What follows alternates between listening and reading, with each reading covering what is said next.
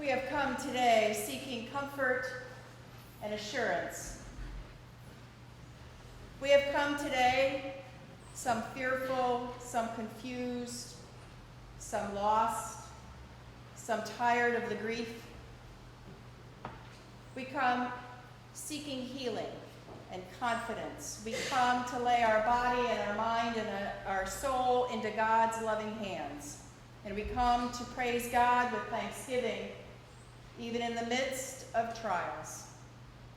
We come to celebrate the life and the love of John Thomas Chirgwin. And together, may God grant us grace, that in pain we may find comfort, and in sorrow we may find hope, and in death we may find resurrection.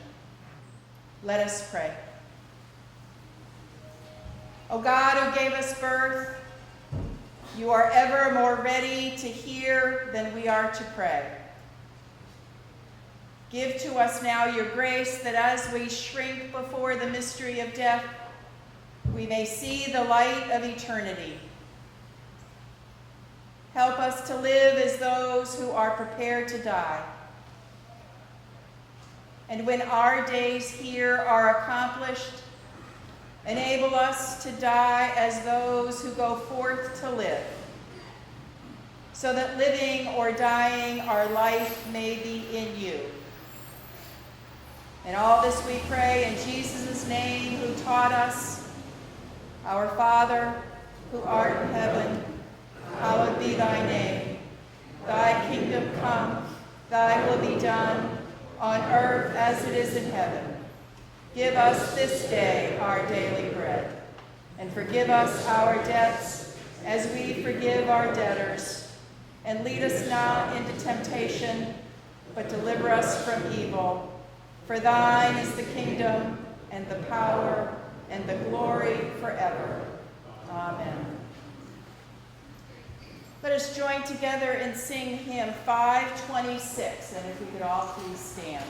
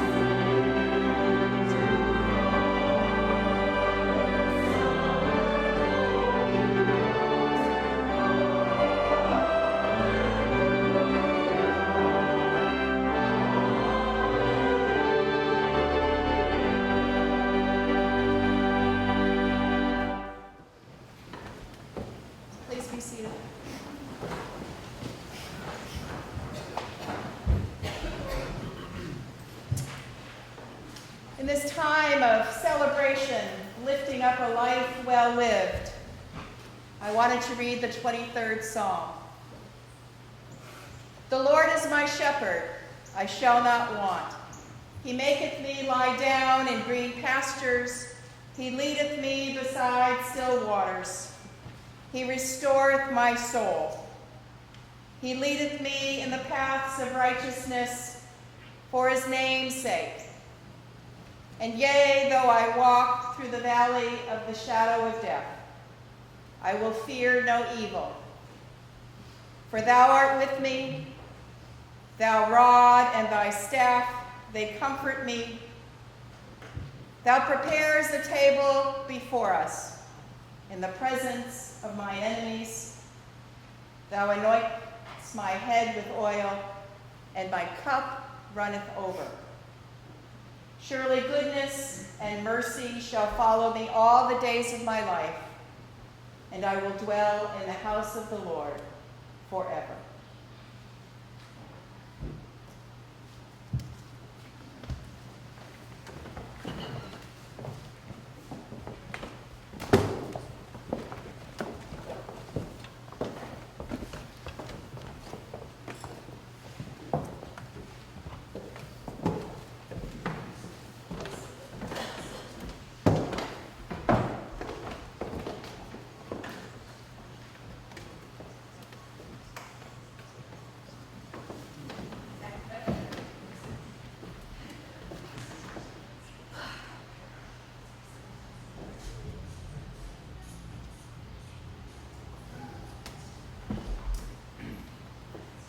Hello. Thank you all for coming today. It's wonderful to see all of you, and I'm sure that if my father were here, and he is somewhere here, he would be so thrilled to see all of you. So I'm sure that everyone here is familiar with a quote attributed often by Mark Twain, and it goes like this: 20 years from now, you will be more disappointed by the things you didn't do than the ones you did do. So throw off the bow lines, sail away from the safe harbor, catch the trade winds in your sails, explore, dream, and discover. I've concluded that this quote pretty much epitomizes my father's philosophy on life. Since my father's untimely death on May 25th, I've spent a lot of time talking with family and friends, trying to sort through the man my father was to me, to others, and to how he would want to be perceived at the end of his days. To expand on that, let me share a story about the day my father died. I was in Connecticut when I received the call from Heidi, and after learning the news, I made my way by train to meet my husband Eric, who was in Rhode Island, where we were going to meet and head to the vineyard together. While I was on the train, I was flipping through a magazine and came across an ad for a company called Live a Great Story. The founder, a guy named Zach, said this: "Live a great story is a motto. It's a theme. A big part of it is sharing other people's stories, but also living our own story and really following our own path and pushing forward and trying to do big things." They've created stickers, t-shirts, hats, and more, trying to exhort people to live a great story. And of all the things that my father has done with his life, above all, he has lived a great story. Many, in fact. If you believe in messages from beyond, and I guess I do, I felt like this was my father saying to me, "Hey, I'm sorry I'm gone, but boy, did I live a great story. A fabulous life. And I did big things, and everyone else should be doing the same." He was a storyteller and a collector of stories. I'm not sure I've ever had a meal at a restaurant with my father without him finding out the name, hometown, and short life history from our waiter before the menu was even handed out. His charm and charisma was also evident when he was running the Golden Door. His energetic and enthusiastic descriptions of a recent acquisition often created not only the sale of an object, but an invitation to dinner as well. He was a doting and storytelling grandpa. Whenever he came to visit us in Connecticut, my sons Chris and Nick were fascinated by this colorful man as my father regaled us with stories, some rather inappropriate, but that added to the allure for them. His love for the exotic and his extensive travels made for a never-ending trove of tales. He was enamored with fast cars, motorcycles, windsurfing, and loved telling the story over and over again of crashing his paraplane in Chappaquiddick. He also loved being on the water in the small sailboats he grew up in, sailing with his father, as they notoriously disagreed about the way to sail a boat, often at the top of their lungs, during several Edgartown Yacht Club races. Later in life, he enjoyed owning several different small powerboats, all named Pahua, a notable one being way too yellow, like a small Technicolor banana, and driven way too fast for Edgartown Harbor. Sorry, Charlie Blair. Another thing he was fascinated by was technology. In the summer of 1978, my father very excitedly gave me a small box with headphones as a gift to take back to college. I rolled my eyes and thought how ridiculous it would look to walk around wearing headphones in front of people while listening to music. Needless to say, I was wrong, very wrong. I was, in fact, the first and only person I knew to have a Sony Walkman on my college campus, which was a very cool thing. Thanks, Dad. In 1961, Ricky Nelson came out with a song written by Jerry Fuller called The Travelin' Man, which could have been written about the future of a young John Chirgwin who was just beginning his solo travels. It starts out like this: I'm a traveling man, made a lot of stops all over the world, and at every port I own the heart of at least one lovely girl. It goes on to recount the places and the faces of the many girls he's encountered. If you don't know it, listen to it and think of my dad. It will make you smile. If you knew my father, you knew that he appreciated all sorts of beautiful things. He enjoyed beauty in the exotic locales he visited, in the art he collected, and in the variety of women in his life, starting with my mother, of course. And subsequently, going on to a bevy of beauties he encountered in a variety of places around the world, including, as I discovered from perusing one of his many photo albums, several pictures of him with a young and very glamorous Candice Bergen. Who knew? And I would be completely remiss in not mentioning the talented and beautiful staff he managed to lure back to the Golden Tour every summer, the so-called Golden Girls. He was extremely lucky to have such a talented and smart group of young women, and sometimes young men, who learned how to sell everything from a golden Buddha to a Thai silk bikini, not to mention one summer a silver-plated bowl whose bottom half looked way too suspiciously like a human skull. Fun times. After having a little chuckle over the lyrics of Traveling Man with Heidi Reinhofer, who knew my father perhaps better than anyone and managed his life in a most loving and extraordinary way for the past 30 years, she told me that the song my father really loved was, of course, Frank Sinatra's I Did It My Way. And really, could anything be more appropriate for this traveling man than these words? And now the end is near, and so I face the final curtain. My friends, I'll say it clear, I'll state my case, of which I'm certain. I've lived a life that's full, I've traveled each and every highway, and more, much more than this, I did it my way. Yep, my dad did do it his way, but he certainly picked up many friends from all over the world along the way that he cared for and admired, and who often benefited from his generosity. I am grateful that a few short weeks before my father died, when he was still in Bangkok and I was home in Connecticut, he was able to figure out how FaceTime worked. And we had probably the best face-to-face conversation we ever had. Some things had gotten complicated in his life, and we were trying to work through them, which we eventually did.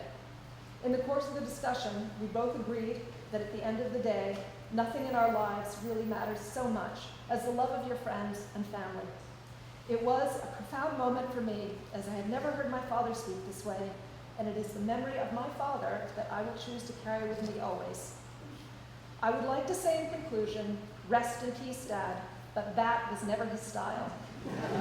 So I'll start the way I began, by paraphrasing the original quote at the beginning of my talk and directing it towards my father. So throw off the bow lines, sail away from the safe harbor, catch the trade winds in your sails, for I have to believe there will be another harbor waiting for you to explore, dream, and discover.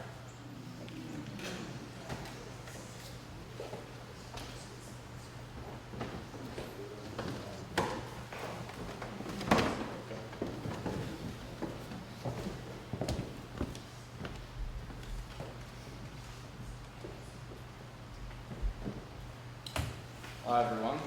I guess I would start this off by saying the last time I was wearing a suit in Edgartown was about a year ago today, sitting in the Edgartown District Courthouse with my dad and a friend from school. as a couple days prior we hoped to grab a drink at the Atlantic with fake IDs, and it did not turn out as planned. We were summoned to court, and it was up to the judge what was going to happen to us. The morning of, I was nervous. I'd never gotten in trouble with the law before, only knew what I knew about court from TV, and was ready for just about anything. As I sat outside, waiting for my name to be called, hands sweating, feet trembling, I heard someone walking up the stairs. Huffing and puffing up those courtroom stairs, wearing one of his signature suits, my grandfather emerged with a smile. As I sat outside waiting for my name to be called, hands sweating, feet trembling, I heard someone walking up the stairs. There were slow, calculated steps, followed by a heavy huffing and puffing up those courtroom stairs, wearing one of his signature suits. My grandfather emerged with a smile on his face, ready to be at my side for moral support. The second I saw him turn that corner, my nerves had disappeared. There was absolutely no chance anything was going to happen with the King of Martha's Vineyard in the building. As many people can attest to here today, my grandfather seemed to know everyone on this island. Anytime we walked to dinner with him, it was like being with a celebrity. He had a connection with pretty much everyone in sight, and they were all delighted to see him.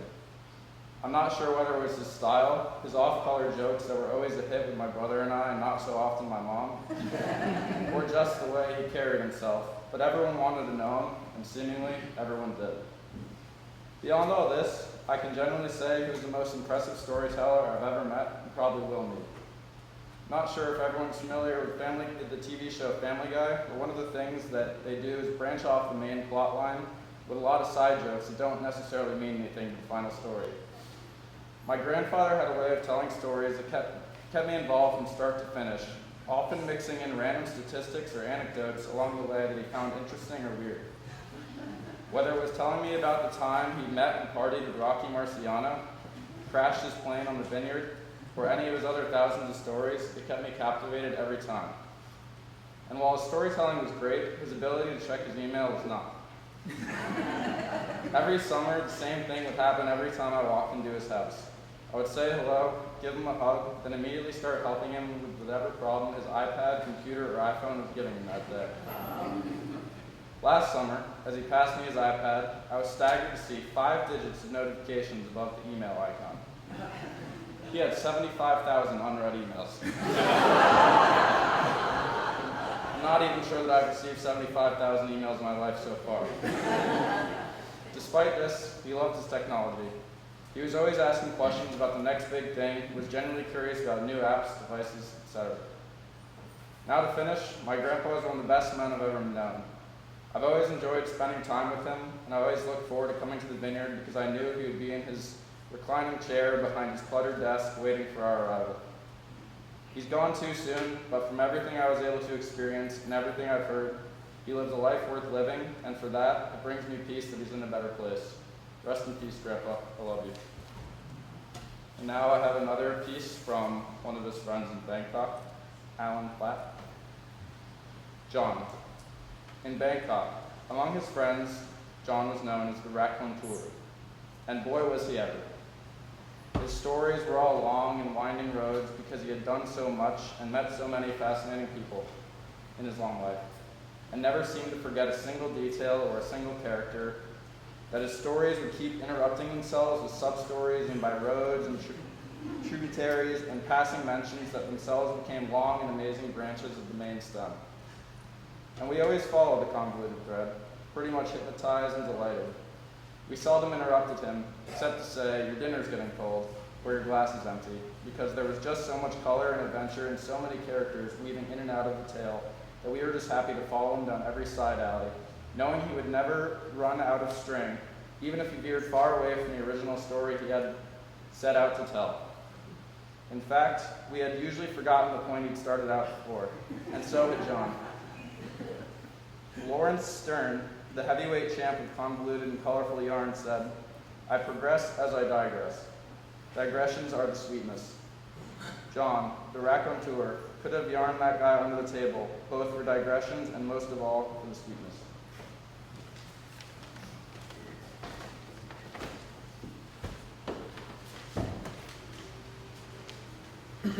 Good afternoon. Each year that I visit Martha's Vineyard gives me a chance to realize just how important my grandfather was to the island and the people who he met. From the earlier days, I remember coming to the Golden Door, his ancient tribal art store on the island, and thinking just how unique of a place it was. Never in my life had I imagined a place that had so much going on culturally and spiritually as did the Golden Door. Each time I was able to visit the store, I was always able to take home one miniature Buddha with me. This is something that I really cherish because unlike baseball cards and other collections that I had, this is something that I consider to be incredibly unique. Unique is also another word that I always group together when describing my grandfather.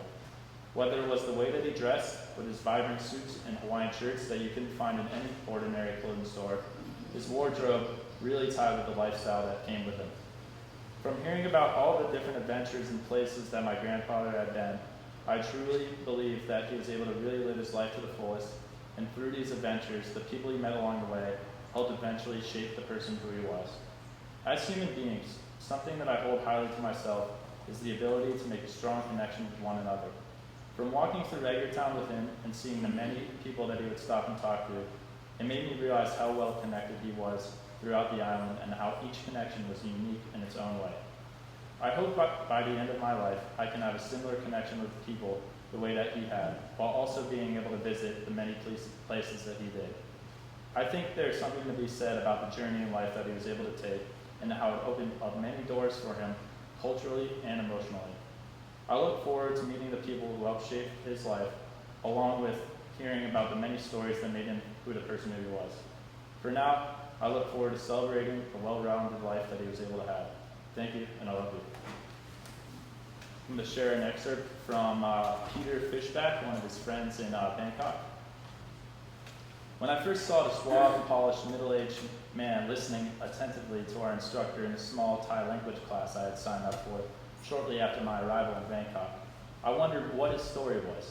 Clearly neither a backpacker nor a corporate type, he was motivated enough to try, all but not very successfully, to learn more about the basic taxi Thai, which most foreigners limit their aspirations. We got to talking after the class, and a newcomer to expat life, I was immediately intrigued by his casual familiarity with exotic places and fascinating people. As I'd soon learned, his story was, in fact, a multi-volume epic with which he proceeded to entertain me in a growing circuit of mutual friends for the next 30 years. Back then, John was still working as a tour guide, frequently shepherding well-heeled travelers of a certain age along roads less traveled throughout Asia and the Pacific Islands. Returning to Bangkok after a tour, he would spin the experience in the high comedy, with John, the ever-suffering fixer, caught between the level of pampering that his rich charges accepted as their rightful due, and the inescapable realities of third-world travel. The improbable, but no doubt true stories always ended up with John pulling someone's fat from the fire at the last possible moment. Later during the peripatetic days of John's Golden Door period, he would return to Bangkok after each vineyard summer and almost immediately head up to Chirgwin Market, the sprawling, everything in the kitchen sink warren of shops and stalls where he loved to spend weekends wandering about and buying things.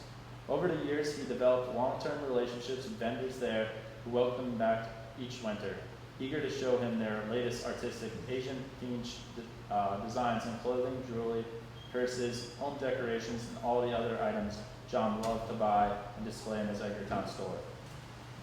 When he was finally getting ready to close the Golden Door for good, he'd often talk about how he needed to start paring down the containers full of items he'd collected over the years. Cue Heidi rolling her eyes. Or at least stop adding to the pile. We discussed his strategies for doing that, and I never doubted his sincerity or determination to make it happen. But he enjoyed the process of selection and collection so much, and old habits die hard.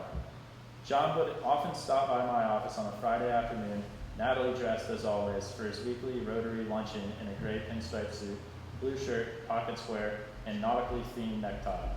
"So what are your plans for the weekend?" I'd ask. "Going to Chachukak tomorrow," he'd cheerfully reply. To say that John was a collector doesn't do justice to his passion for accumulating and curating not just objects, but also stories, experiences, and above all, relationships. He loved introducing people to each other, always happy to have helped create a new friendship. His unfailing cheerfulness and upbeat attitude are what I'll remember the most about John. Amazingly, he never lost his positive outlook, even while enduring the avalanche of accidents and health challenges which beset him these past few years. John would often sign his emails with, "The best is yet to come." I'll continue taking that advice to heart, but whatever does come won't be quite as much fun without John's humor and unique perspective to make it shine. Thank you.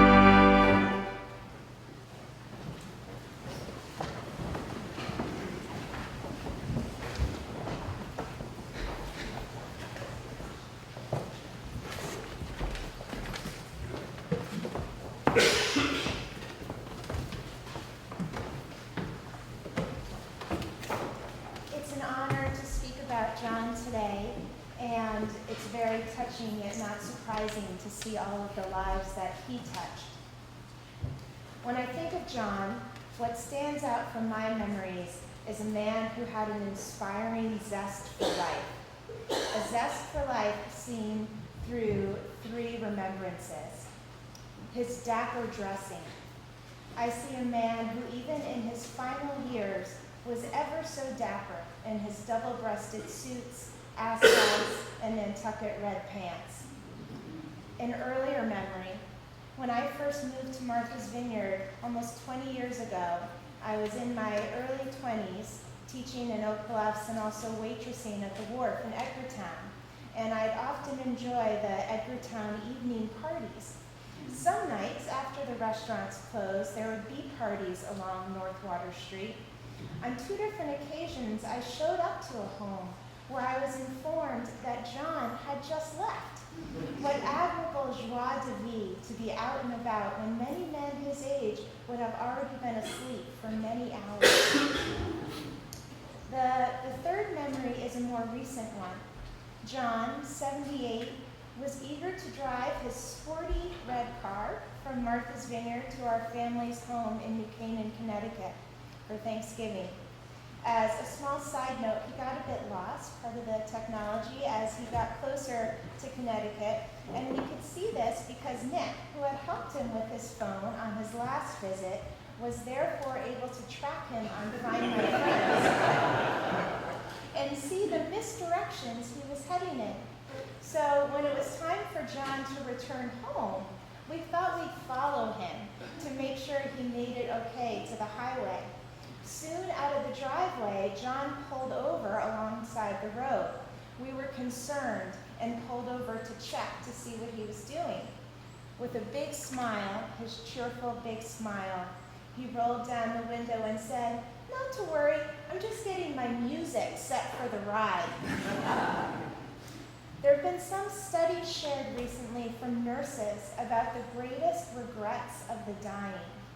The number one regret is to have the courage to live a life true to oneself and not the life others expect of you.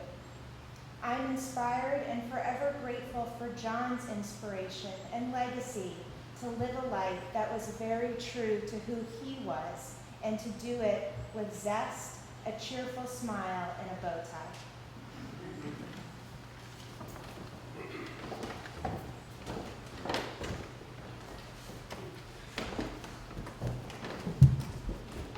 Good afternoon, everyone. I love the word celebration, but I especially love it in relation to John. As you've heard already today, and I think we'll hear more before this part of the afternoon is over. I'm sure most of you will have your own stories of celebration regarding John, but he was someone who lived not only a celebrated life, but he celebrated every aspect of that life. It was a big life. It was one that has touched so many of us in so many profound ways. So I think it's especially, for me at least, appropriate today to be celebrating this man and his life. But I unfortunately came late to the party in terms of a lot of those stories. I've heard them along with everyone else, but what I'd like to share is actually a quiet and almost silent moment in that life that to me puts a window into another aspect of who he was. And it goes to a story that Nick told briefly that I will pile onto a little bit here, but allow me to elaborate. So I'm going to talk about John, the grandfather. I think John, earlier in his life, if he ever envisioned what a celebration of his life would be, would not have imagined that someone would have stood up here and talked about him as a grandpa. This was not central casting as a grandpa in those early years. And so it was I think a learned experience for him, but one that was fascinating to see and one that clearly he had a big heart for. Wasn't always quite sure what the path was to get there, but it was certain to me and obvious to our sons and my daughter that he was somebody that was determined to figure that part out. So we go to the memorable event last summer, where yours truly was the adult in charge. Not a proud moment for me to be taken with my son and his friend, kind of in a perk walk out of the Atlantic to show our identification to Edgartown's finest. We were in the wrong, they were correct. I fully admitted all that, but it was not my finest day of judgment. Fortunately, we're not here to talk about me, but it leads to just a wonderful moment that I can share with you about John. So after this dramatic evening, I think it was the next morning, we went back and said, guess what, John? We've got some citations here that we can show you. Your grandson, as well as his friend, are going to be appearing in the courthouse when they sue here. Told him what happened. He had that smile on his face, like, been there, heard that, done it a million times.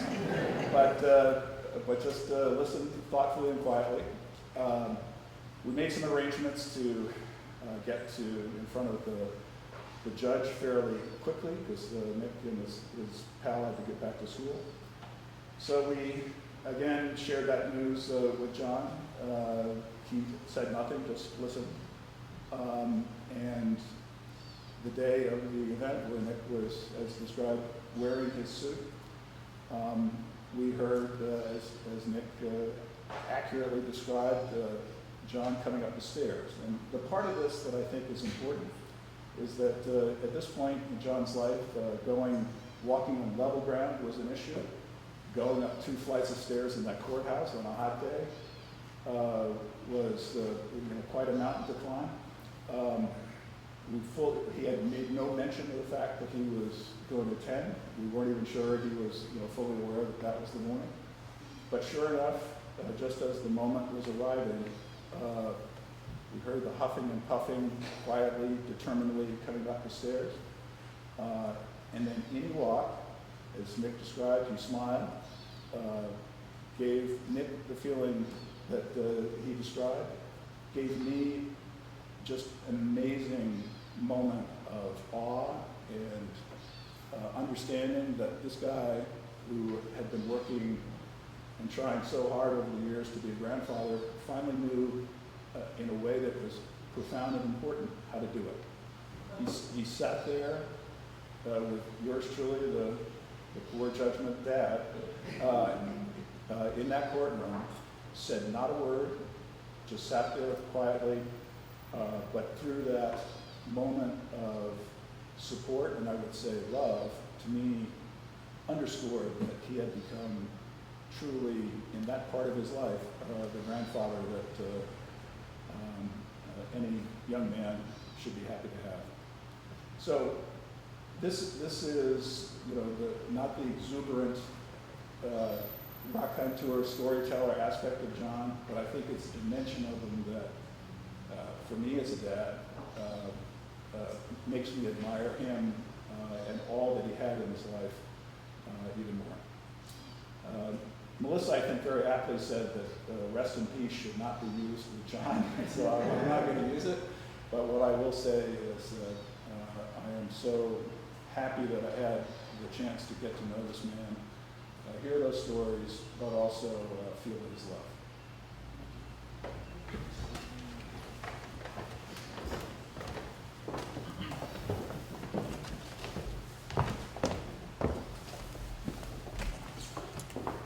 Good afternoon. For those of you who don't know me, my name is Tuna Kierstead, and I'm a longtime friend of John's and Melissa's, and I'm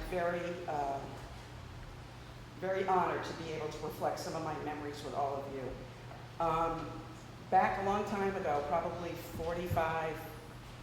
more than 40 years ago, I came up before my parents to get a job, and back then it was very hard to get a job in Edgartown. It was really, really hard, and there was this great restaurant where Atria is now called Louise Hay King.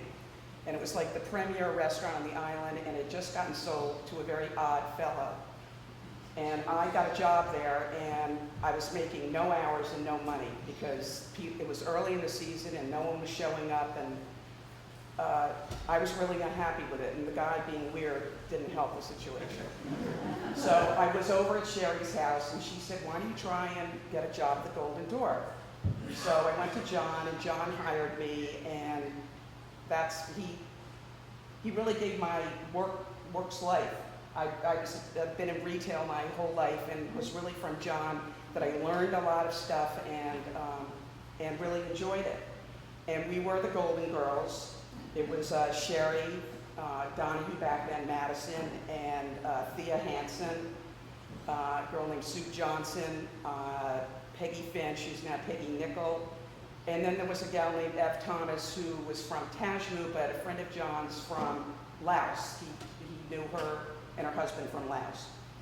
And then later on, I'm not going to call him a golden boy, but my brother Amo became a golden guy because John, the store expanded back in the back of Coulter's garage, and John went and bought baskets. And I'm not telling you just some baskets. He bought like a container full of baskets.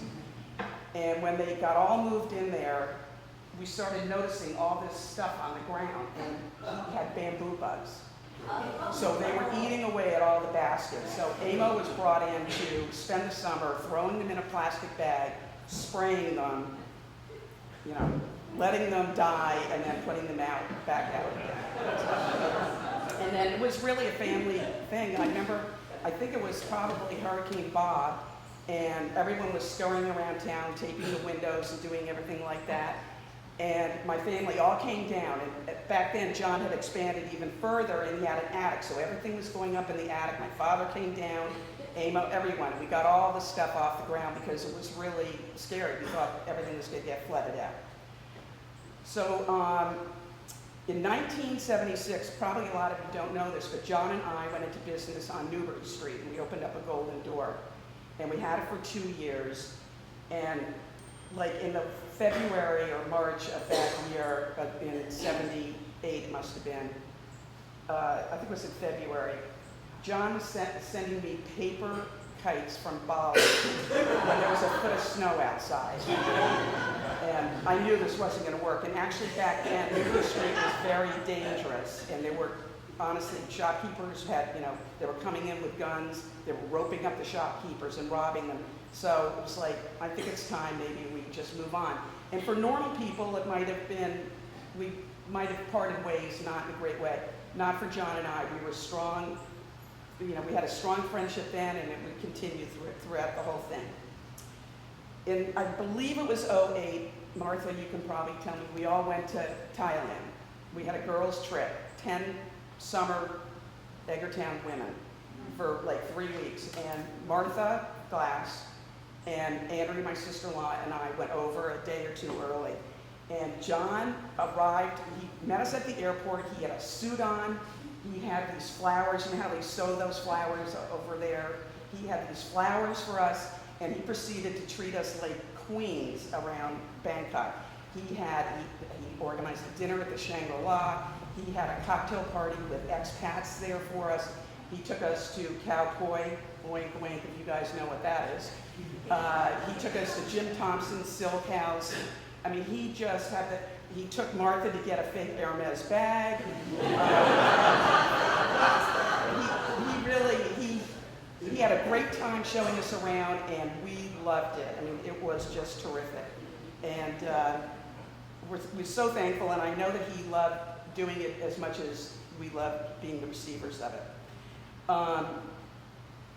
Remember I told you about family? Well, John always spent Thanksgivings with us, and it was wonderful. And he'd go sit down by Andrew's father, and they'd watch the football games or whatever. And one year, my young adult son, Jamie, came to me in a panic, and he said, "My God, John's got his fly down. What am I going to do? I'm not going to tell him." And I said, "Oh, don't worry, I'll tell him." And you know how John would go like, "What?" Like, "What?" Like that, and just zipped it right up, and we went on with the night. You know? Okay, so the last time I saw John, we were really so lucky, was, I think he got back on Wednesday, and we went over to Platt and Nancy Johnson's house for cocktails. And John was there, he walked all the way over. He was not looking particularly great, and especially after a long flight like he had or whatever. And he talked about all the stuff that he had in storage. He's still talking about that. And I said to him, "Why don't you just hire someone to like sell it on eBay or whatever?" And he goes, "That's a really good idea." But in any case, I was so grateful to be able to have those last conversations with him. And of course, the next evening he passed away. I do want to take a minute though to recognize Heidi and Joe for all Heidi did for John and Joe. Anyone who knew John knew all that Heidi did for him. She was his chauffeur, she was his cook, she was his secretary, frankly, she was his wife. And I'm forever grateful that he had you in his life. Melissa, John wasn't the most conventional father. But boy, I know he loved you guys. He looked forward to when you all came up, and it was really a fun thing for him this summer. In closing, I just wanted to say that I know John is guiding people within his afterlife. He's joined a yacht club up there. He's getting ready for decommissioning, wearing his navy, blazer and his new burgee there. He's visiting new and wonderful places and looking forward to seeing all his friends again when the time comes. So Godspeed, my friend John. You are missed by all.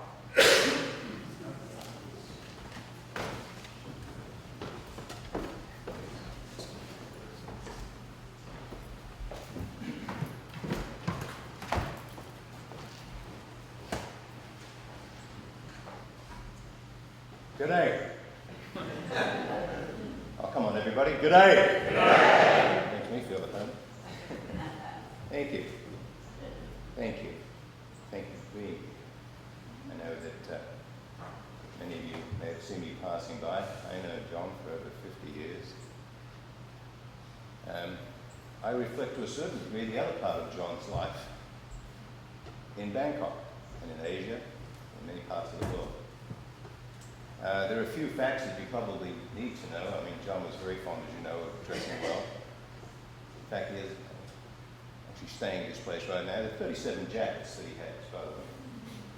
He also has 53 watches, none of them original, by the way, and 14 passports. Now, he didn't change his passports because they were expiring. They were full. And if ever you want to see a passport collection, this is the one to look at. But he was the tour guide penultimate. And in fact, when we first met in the late 60s, he immediately related a story about Australia, how he'd gone there. And one of his first remembrances really was this issue about the Australian language. He'd traveled with this group of ladies and gentlemen who were having a wonderful time. Unfortunately, one morning they boarded the bus and one lady came down and she said, unfortunately, my husband just passed away. So John's got the bus full, but ever thoughtful, stood there and waited, and what do we do? So they called the authorities, the police arrived, the Australian police are very gentlemanly, of course. They came up and John was standing on the bus. And the policeman went on side, he said, I believe you're the leader of the tour group. He said, yes, I am. He said, did you come to die? He said, no, we came here for holidays.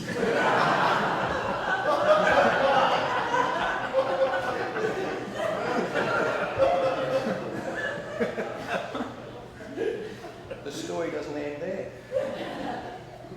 About 4 days later, they're in Hong Kong. She rejoins them at a dinner with her husband's ashes. John walked over to her and said, my goodness, I'm sorry. She said, Fred wanted to do this trip and I'm going to make sure he sees it through.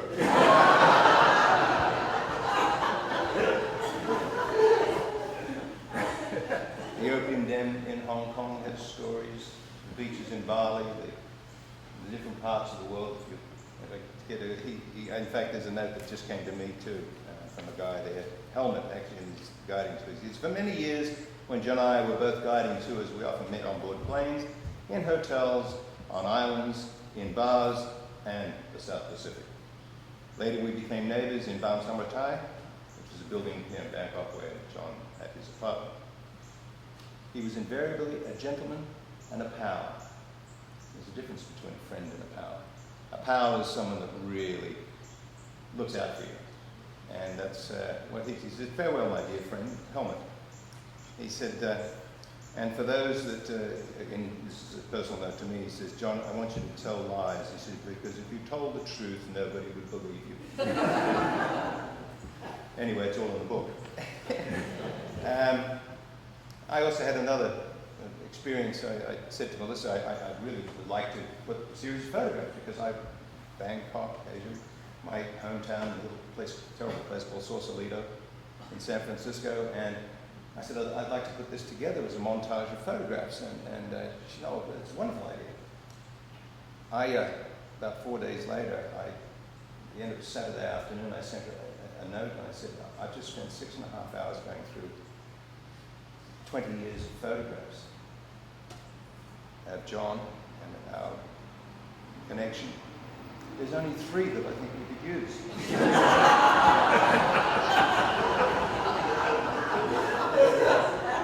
Her response was, it must have been a cathartic experience. Yeah. I often said to him, I said, you know, he'd talk to me, we had a lot of fun. He would say a lot of good things. We sailed together, we raced together. I heard some of the stories before. I think one of the greatest times that we had was the regattas here, when he sailed with his father. And he told me the stories. They yelled and shouted at each other. And we decided, John said, I would like to take the Rhodes 19. And I've got a reasonable amount of sailing experience. I said, why not? So the next day I go down to the boat with him. He said, yes. He said, I tell you what. He said, I'm hoping that we'll go through the water fast. He said, remember last year we talked about this. He said, so I prepared the boat this year. He said, I put Vaseline all over the bottom. Now, I don't know if any of you are sailors would know, but you know, Vaseline's got nothing to do with keeping stuff off the bottom of a boat, and it certainly impedes its progress. So we spent the next 2.5 hours going down there trying to get the Vaseline off, so the boat would at least travel through the water. Jeff Madison was our foredeck, and there was always bits and pieces missing, and I don't know, there are folks around here that if you go and check the little boats you may have in your backyards, or those of your kids, Jeff knew where to pillage shackles. He would go and get it, you need one of these. Jeff would go off an hour later or whatever, he'd come back and there's the shackle, exactly the shackle he wanted. So we even needed a rudder once. He came back with a rudder. So those are the things that happened. But we got a third, the first time we were serious about it. John decided he should get a new set of sails. You can imagine the other sails were about 30 years old, and he got the new sails and up we went. Well, in this particular instance, John was on the main sheet and I was steering, and we came to the top corner, and around the corner, a big gust of wind hit, and John slides off again, falls into the main sheet, can't let the main off, and the boat goes over. I'm thinking, no problem, it'll come back up, we've got buoyancy tanks. As the boat comes up, and all 3 of us sort of standing there, water coming off, I said, John, you didn't let go of the main when I told you to. He said, it's okay. He said, but I've got something else to tell you. I said, what's that? He said, I didn't put the bungs in the buoyancy tanks. As the boat starts to fill with water, it's got the buoyancy tanks, the boat is really filling with water. Fortunately, a boat it was near to us, picked us up, dragged us into the beach club, and we emptied the boat. Jeff and I emptied the boat, John watched. And of course then we went back out, we missed, it was the lunch break anyway, we were fortunate enough to go back, and we ended up with a second. The 3rd year we did it, we got a bullet. We won almost every race. We had a great time. And I remember at the yacht club where John was presented with the trophy for winning the regatta. And it's a moment. There's a beautiful chalice, and he gets up there, and all the kids had gotten their trophies, all the other, and then John got up and he talked about his father and how he'd never won anything. This is the first time he'd won. And it was a touching moment because he paid homage to Jeff and myself, you know, putting up with him and everything else. He was always in the middle of the boat, but we finished. We finished the event. The following year I came back. In his apartment, there was the trophy above the toilet. That's interesting. It's a place that he'd keep it. And so while I'm there, of course, you know, I take a little look, and this is where he kept his Viagra. And from then on in, this was known as the Viagra cup. So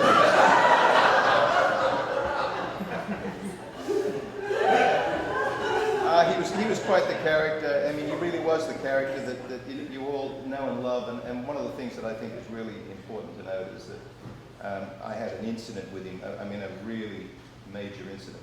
He was in hospital in Los Angeles having a kidney operation. And it was a significant event.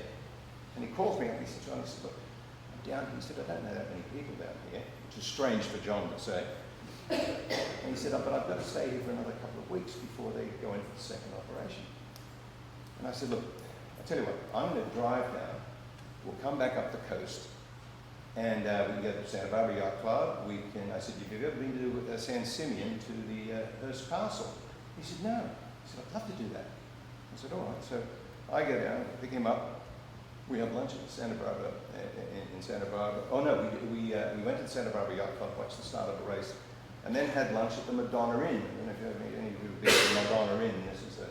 John was fascinated with the bathroom at the Madonna Inn because it's got this ornate woodwork in it, and he was in there longer than anybody could be doing his business. He was in there taking photographs of this woodwork, this paneling, and it's quite, if you're out there, take a look at it.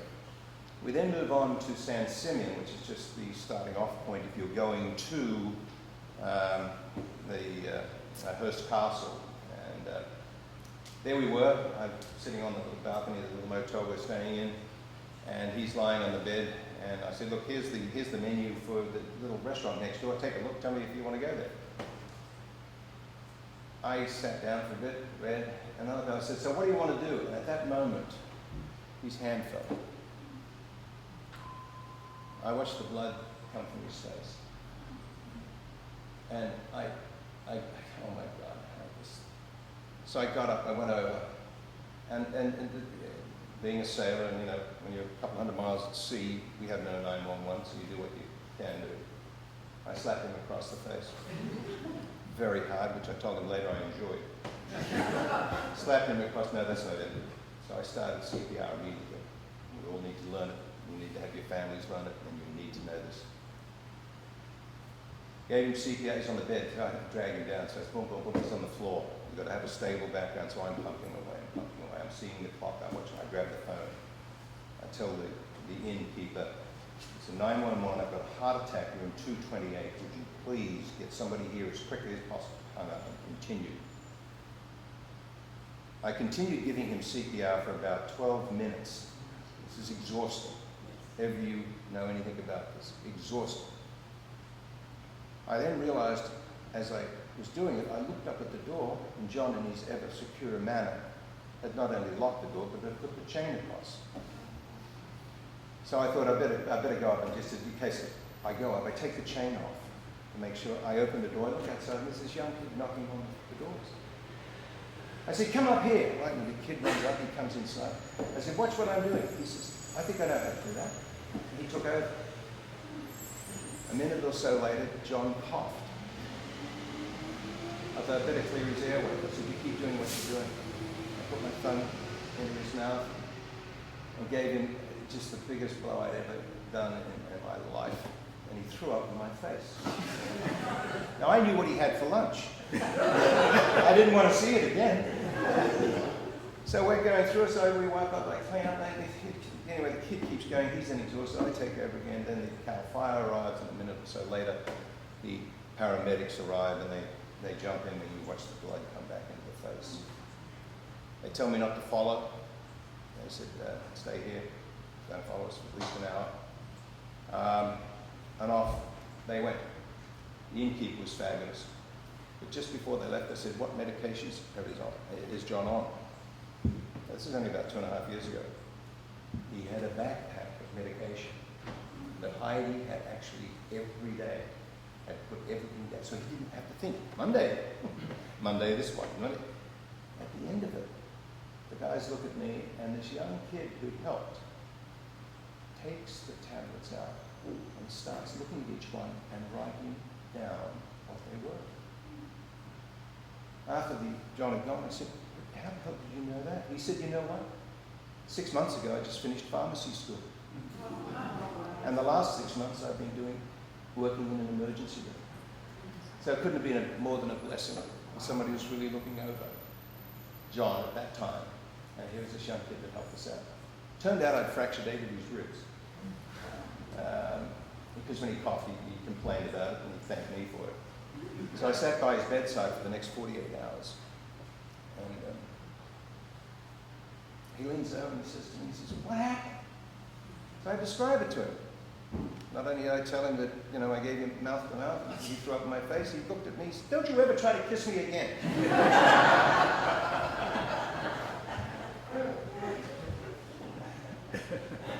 Forgive me if I just tell the other story he told. The next day, a beautiful nurse came in, she leaned over, She said, Mr. Chirgwin, you may not feel anything from the waist down. John looked at her wistfully and said, would it be okay if I just felt your breasts?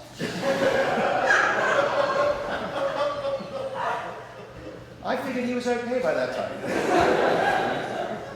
But, you know, there's all sorts of things that you find from John. I mean, every time he called me, the first thing he'd ever say was, oh, pardon me. I couldn't say this. Yes. Hello? Yes. Oh, yes, okay. Oh, good to hear from you. Yes, no worries. Terrific. I will. All right, travel on. That was John.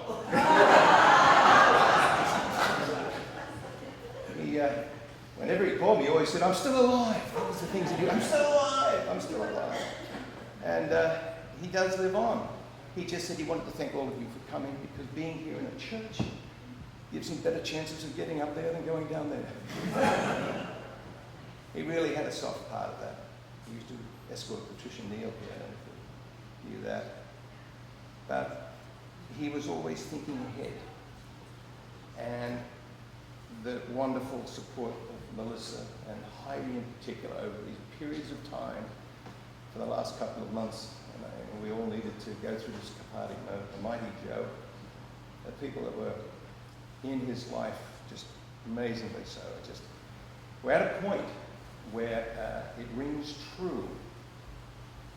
And there on the kitchen table, he had already bought a bottle of wine. We were supposed to go to his 60th reunion at Cornell with his brother Jim and Margaret. We were supposed to take a trip to the Caribbean in October, which really pissed me off.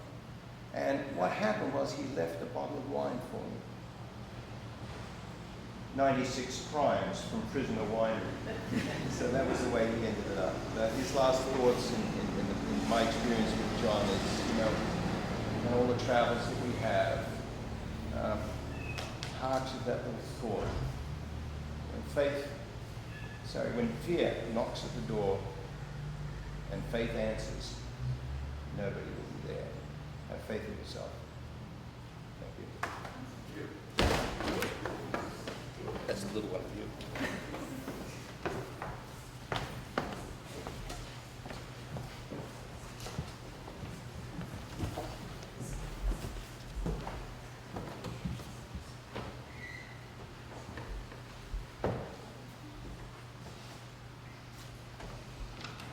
So I want you all to be very careful what you tell out in Edgartown of the things that were shared here.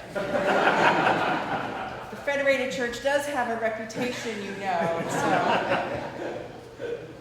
So I want to read a scripture from John 14, 1 through 3.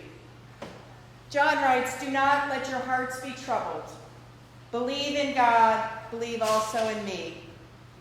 And in my Father's house there are many dwelling places. And if it were not so, would I have told you that I go to prepare a place for you? And if I go and prepare a place for you, I will come again and I will take you to myself, so that where I am, there you may be also." So we're gathered here to do a final thing, a good thing, a graceful thing. We come here in mourning and to say our final goodbye to John Chirgwin. And for these few minutes in this time, may we be mindful that the gracious presence of God abides with us now, witnessing our grief and surrounding us in love and tenderness and grace. And as we gather here to celebrate John's life, I must confess that I don't know for a fact what happens when people die. I've accompanied enough people through the process, though, to believe there is something, and more importantly, someone on the other side of that veil. I've heard enough deathbed visions to think that while death takes our beloveds from us, it may unite them with dear ones who've gone on before. I once visited a simple, cooperatively owned cemetery in the woods of East Texas. And once a year, that cemetery hosts a town-wide homecoming. And the living gather around their dead in that cemetery for an afternoon of visiting and apple pie. And I like that image of what is beyond the veil. A homecoming party. A gathering of friends and family, both here and there. And as we look around and we hear the stories, we are reminded that John is in very, very good company. I believe he was greeted at the gate by his parents and his grandparents, and too many friends and family members who've gone on ahead to count. Waving and clapping, a homecoming party. Maybe with a picnic, of course 4th of July fireworks, and a parade. And the Gospel of John uses the imagery of a dwelling place, of a mansion with many rooms, a room reserved in the hereafter that is being prepared. And though we don't really know, I like to imagine what that heavenly mansion must look like, waiting for John. I'm pretty sure that it's filled to the brim with Asian and African art, a few Thai silk bikinis, closets full of colorful clothes, and many double-breasted blue blazers. And I'm sure each window in that room looked out onto water. See views of Martha's Vineyard, of Bangkok, of Bali, with the skies so blue, the waters turquoise, and always a gentle breeze to fill the sails. Though you all have lost a friend, a beloved family member, I'd like to think that John might be settling in right now in his new real estate digs. That he's settling in quite nicely with a very busy schedule, not a heavenly adventure to be missed.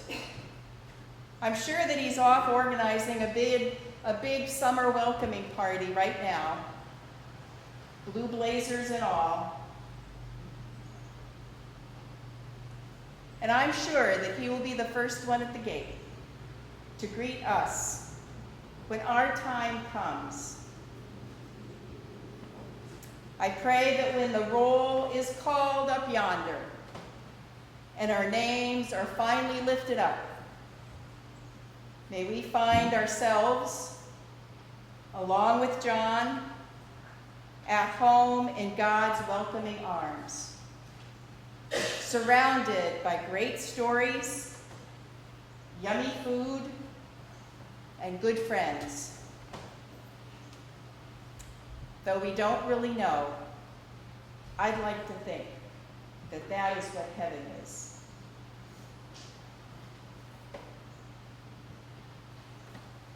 Please pray with me. Almighty God, from whom we come and to whom our spirits return, you have been our dwelling place in all generations. You are our refuge and strength, a very present help in trouble. Grant us your blessing in this hour and enable us so to put our trust in you that our spirits may grow calm and our hearts be comforted, that we may lift up our eyes beyond the shadows of this earth and help us to see the light of eternity. With faith and your great mercy and wisdom, we entrust John Chirgwin to your eternal care. Oh God, we thank you for John, who was a beacon of light to those who walked with him, who worked with him, who lived with him, who traveled with him. And we thank you for the time that John was here among us. And as a tribute, may we emulate his bucket list life, filled with exotic places, wild escapades, friendships across the world, Epicurean delights, and a curiosity that never ends. So we thank you, O God, that for John all pain and illness and sorrow are ended, and death itself is past, and that he has entered the home where all your people gathered in peace. Keep us all in communion with your people in every time and place as we gather and take a moment of silence to remember a life well lived.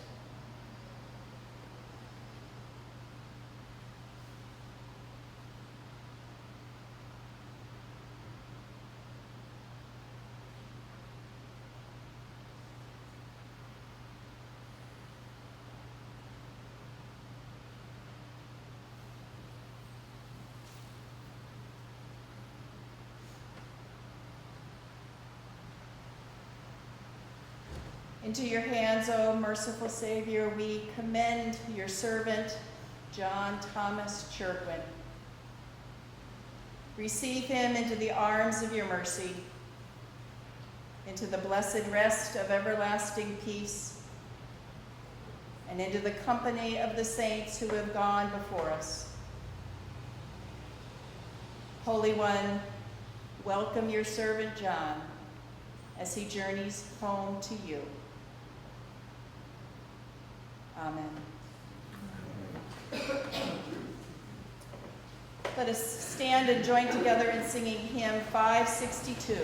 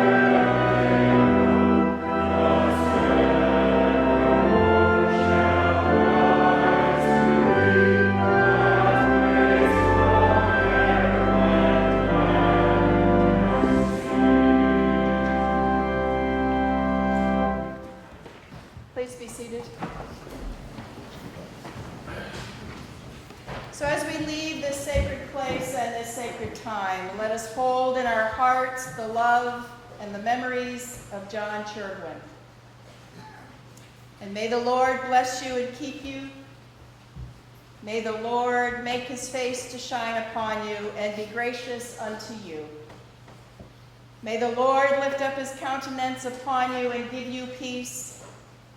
So let us go forth in the name of Christ, thankful for all that life has in store for us. Amen.